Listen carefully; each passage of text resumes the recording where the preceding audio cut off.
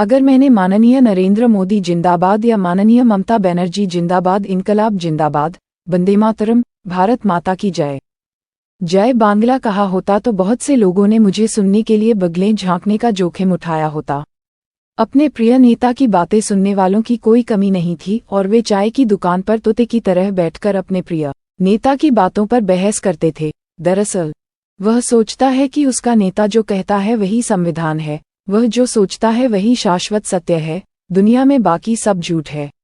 रवि टैगोर ने अपने लेखन के माध्यम से इसी बात का विरोध किया है। इस प्रकार पीढ़ी दर पीढ़ी नेता आते हैं, राजा जाते हैं, उनके नाम धीरे धीरे लोगों के दिमाग से गायब हो जाते हैं, लेकिन रवि टैगोर आज भी लोगों के दिलों में सुनहरे अक्षरों में अंकित हैं और जैसे जैसे समय बीत रहा है वह बंगालियों के लिए और अधिक प्रासंगिक और चमकदार होते जा रहे हैं। वह ऐसे व्यक्ति हैं, वह देशभक्त हैं, स्वतंत्रता सेनानी हैं, महान कवि हैं। वह रवींद्रनाथ टैगोर ही थे जिन्होंने हमारे बंगाल और बंगाली लोगों को विश्व पटल पर लाकर बंगाल का मान बढ़ाया। रवि टैगोर की रचनाओं में हमें बचपन में बचपन, जवानी की मेहनत और बुढ़ापे की वाराणसी मिलती है। खोका बैसाख के महीने में खीर नदी या हमारी छोटी नदी चले आके बक्के के किनारे मछली पकड़ने गया था, उसके हाथों में पानी था। इससे हमें अपने बचपन का पता चलता है। आज के बच्चे रोमांटिक गानों को बॉलीवुड के खूबसूरत सुरीले गाने समझते हैं, लेकिन रवि टैगोर की रचनाएं रूमानियत से भरी हैं। वे लक्ष्यहीन यात्रा में कहते हैं, तुम मुझे कहाँ तक ले जाओगी हे सुंदरी, बताओ कहाँ तक पहुँचेगी तुम्हारी सुनहरी धारा। सिर्फ तैरती है पर शरीर से दुर्गंध आती है, केवल कानों तक पानी के छींटे पड़ते हैं, शरीर पर उड़ते हैं, हवा भर जाती है। परंतु मामले की मात्रा। विवासना कविता में वह कहते हैं कि गिर जाओ बसंत साथियों, सौंदर्य के नग्न आवरण के बाद क्षेत्र को मिटा दो। उनके लेखन में मन को झकझोर देने वाली शक्ति है। रवि टैगोर की आखिरी कविता रूमानियत का एक और उदाहरण है।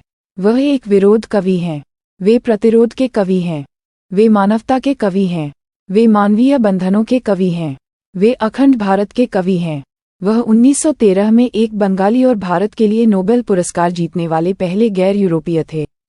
रवि टैगोर ने अपने पूरे जीवन में लगभग 4000 गीत, कहानियाँ, उपन्यास, कविताएं लिखीं और इसके साथ साथ कई लेख भी लिखे।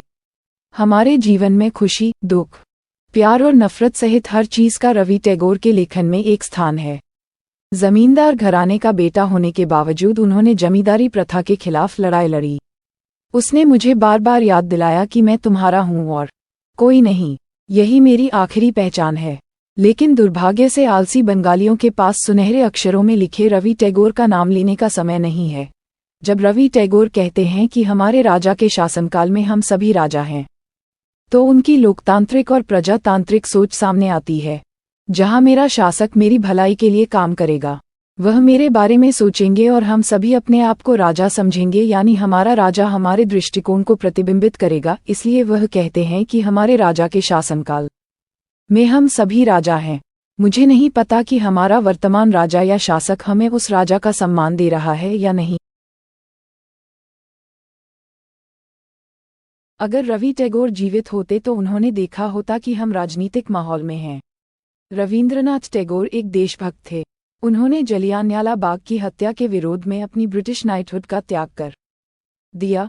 उन्होंने ही कहा था, हमने उनकी आवाज में सुना, ओगो, हाथ थामने में देर नहीं है, मेरा सुनहरा बंगला, आई लव यू। हमारे पड़ोसी देश का राष्ट्रगान भारत का राष्ट्रगान है, जिसमें से रवि टैगोर ने जनता की जीत बताई। जनता ही नेता है, उन्हीं की मर्जी से हमारा देश चलेगा, हमारा देश चलेगा। रवींद्रनाथ टैगोर ने गांधी जी का सम्मान किया, जिन्हें हम गांधी जी के नाम से जानते हैं, जिन्हें हम महात्मा गांधी के नाम से जानते हैं। एक बार गांधी जी ने कहा था कि मैंने गुरुदेव और अपने बीच संघर्ष का पता लगाने के स्वभाव के साथ शुरुआत की थी, लेकिन एक शानदार खोज के साथ समाप्त हुआ कि वहां कोई संघर्ष नहीं था। 14 जुलाई 1930 को आइंस्टीन के साथ एक साक्षात्कार में रवि टैगोर ने कहा कि जब हमारा ब्रह्मांड मनुष्य के साथ सामंजस्य स्थापित करता है तो हम इसे सत्य के रूप में जानते हैं। लेकिन आइंस्टीन ने तर्क दिया कि ये दुनिया की पूरी तरह से मानवीय अवधारणा है। टैगोर ने उन्हें बताया कि कोई अन्य अवधारणा नहीं हो सकती है। आज़ादी के 75 साल बाद भी जब हम जातियों में बंटवारा देखते हैं, दलित, पीड़ित, शोषित, अपमानित लोगों का विभाजन और नेताओं की निरंतर राजनीति, खून खराबा, सांप्रदायिक दंगे।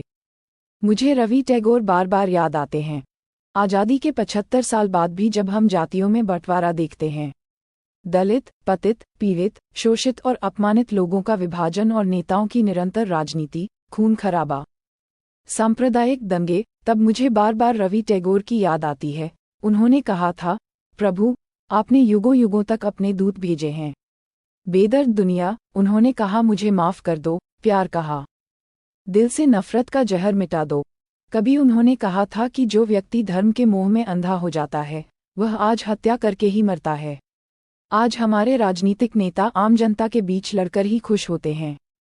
जब पराधीन भारत में आज़ादी के लिए खून बहाया जाता था, उस पवित्र खून पर जिस आज़ादी की घोषणा की जाती है, उस आज़ादी की रक्षा करने की बजाय भारत की जनता का खून बहाया जाता है आज़ाद देश में, तब रवि टैगोर बहुत याद आते हैं। पढ़ना वह शायद भारत के लोगों को ये समझाने में असफल रहे कि रक्तदान तो किया जा सकता है, लेकिन ये खून बहाने का दिन नहीं है। रवि टैगोर सोचते थे कि हमें मुझ पर हमेशा गर्व है। उन्होंने अपनी कविता में कहा, मृतकों की किताब के पन्नों में एक खालीपन आएगा, दिन रात के संचित खर्च को निगल लिया जाएगा, आदमी की प्रसिद्धि खो जाएगी, अमरता का दिखावा, अनंत रात की स्याही लिखेगी उसका इतिहास, लोगों के जाने के दिन की आंखें दुनिया से रंग ले लेंगी, प्रस्थान के दिन मन का रस साफ हो जाएगा, आकाश में ऊर्जा का कंपन जारी रहेगा, कहीं भी रोशनी नहीं चमकेगी। रवि टैगोर ने 11 साल की उम्र में कविता लिखना शुरू कर दिया था। रवि टैगोर ने संदेह व्यक्त किया और आश्चर्य से भरी के पदिच अमर कविता खानी लिखी। लेकिन आज हम हैरान हैं, वह परम आधुनिक व्यक्ति हैं। आज भी किसी बंगाली के लिए रवि टैगोर के बिना रहना संभव नहीं है। नहीं, पूरे भारत में बंगालियों के साथ हो रहे अन्याय और विश्वासघात के खिलाफ हमारे रवि टैगोर ही एकमात्र उत्तर हैं। जब बांग्ला की उपेक्षा होती है तो रवि टैगोर याद आते हैं। सच कहूं तो रवि टैगोर जैसे महापुरुष का खेल खत्म हो चुका है। तभी उन्होंने अपनी आवाज में गाना गाया, आज बाजी टूट गई। रवि टैगोर की रूमानियत, देश प्रेम और मानवता को इस पीढ़ी की आधुनिक पीढ़ी तक पहुंचाना हर इंसान का कर्तव्य है। शायद हम उस मध्ययुगीन अंधेरे से फिर से रोशनी देखेंगे जिसमें हम वर्तमान में पीछे हट रहे हैं। केवल 25 वैशाख और 22 श्रावण को रवि टैगोर के गले में माला पहनाकर और 2-4 भाषण देकर रवि टैगोर को लोगों के सामने नहीं लाया जा सकता, बल्कि रवि टैगोर के शब्दों और कार्यों को याद करके हम आगे बढ़ें तो यही उनके प्रति सच्ची श्रद्धांजलि होगी। अंधे बंगाली आज भी अस्तित्व की लड़ाई लड़ रहे हैं। एकमात्र आशा कवि रविंद्रनाथ हैं।